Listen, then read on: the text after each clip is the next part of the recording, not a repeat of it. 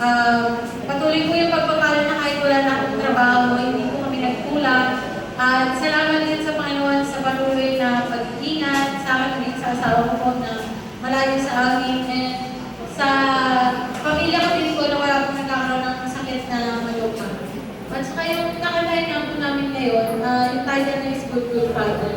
Salamat sa Panginoon kasi nung sa song na to, nakita ko yung dalawang message ng Panginoon. Una po yung sa akin kasi, you're a good father, it's who you are. So sinasabi ng Panginoon kung sino siya. Tapos yung sumunod po doon, I am loved by you, it's who I am. So